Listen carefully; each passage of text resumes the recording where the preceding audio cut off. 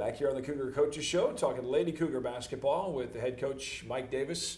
And the Cougars, again, the big Cougar versus Cancer event here, took those two games.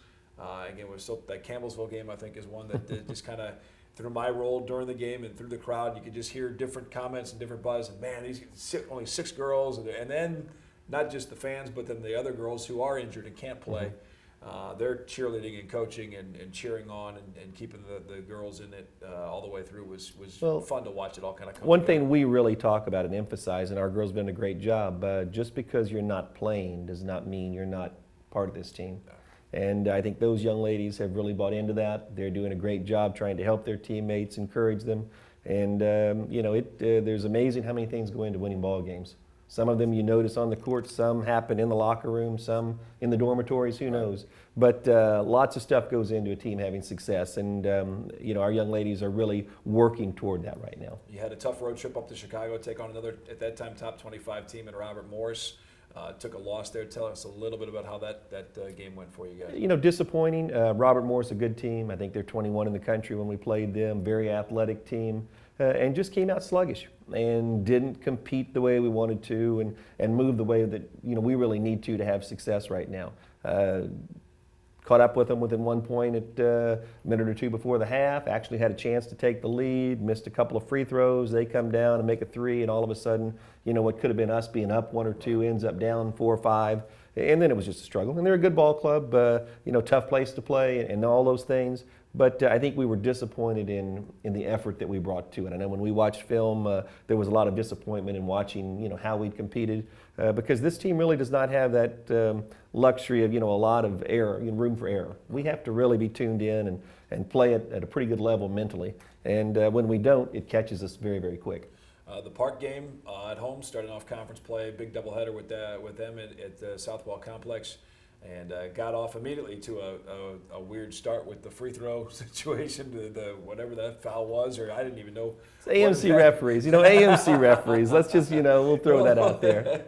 And then just a battle back and forth, and it was one of those kind of games where you look up at the scoreboard and you're like, whoa, we're up by 13. You didn't really, but Park hung in, battled in. It was just a war the whole night long. Yeah. And the girls played hard and came away with a big win. Park's a very good team. In our preseason conference voting for teams, can't vote for yourself, and Park is a team that I really thought would win this conference. Been voting for the other people.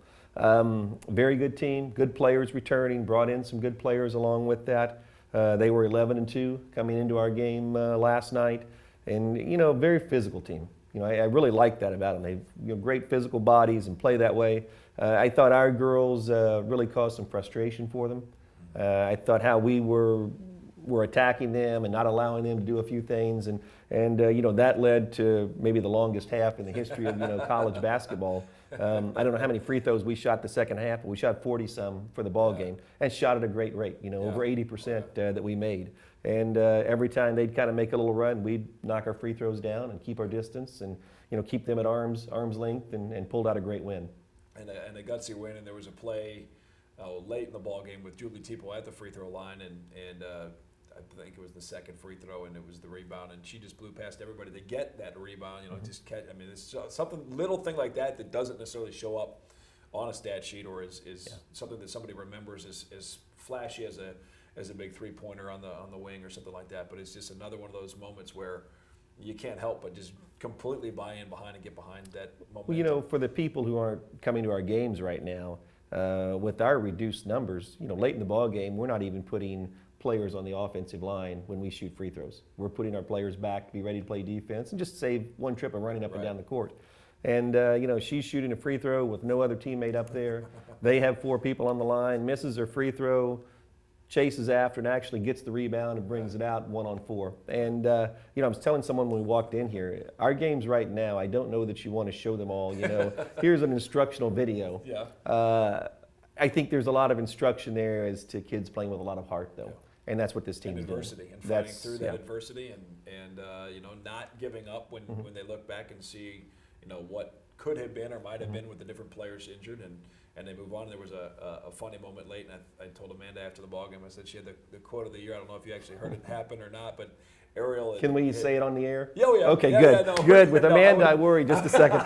No, I wouldn't do that to her or you. But Ariel had kind of slid in towards the players on the bench a little bit and held her right leg a little bit, and the entire training staff was as fast as anybody, and immediately was grabbing at her quad and not her knee. But Amanda was quick to hold John in the training. Yeah. It's just her quad. She's fine. It's just her quad. We know knees, and unfortunately, she's fine. And it was just another one of those little lighthearted moments in the heart of battle where, she was able to just kind of cut the tension a little bit on one of those deals where, because at this point, and now with, what, 7? Yes, 7. 7 now is with Ashley Fisher back in the mix. But anytime, then there was the hard crash into the bleachers with, I think it was Heather and Julie. And you start just kind of looking around going, okay, hopefully everybody gets up. The key is, though, you can't quit playing hard. Right. You can't play to not get hurt. Right. That's not how you're supposed to. And, I think there's a degree. And I had an old coach in high school, and his favorite line was, respect the game. And I think whatever sport you're playing at whatever age, that's a great line to keep in the back of your mind. How you play and how you carry yourself, respect the game. And numbers, however they are, you still need to play at a level and compete at a level that's acceptable to how the game should be played. And I thought our young ladies did a great job of that last night. I was like you, and 2 of them went crashing into the bleachers. Don't do that. We don't need that. And yet at the same time, you love to see the kids hustling and working that way. And with the injuries, like I've told our training staff, we're job security for them. That's what we are. We're job security. I don't want to hear John's stats at the end of the year for the exactly for the banquet. That's for sure. We'll come back one more quick segment with the coach as he's getting ready to fire up practice with the Lady Cougars. Big weekend coming ahead. The William Woods Owls here for another Whiteout the Owls at Columbia College doubleheader with the women and the men at 5:30 and a 7:30. A full schedule for all the Cougar games online at ColumbiaCougars.com. We'll come back and talk about your new old addition, the return of Fish to the Cougar lineup, and what that's meant for the players and the coaching staff after this on ColumbiaCougars.com.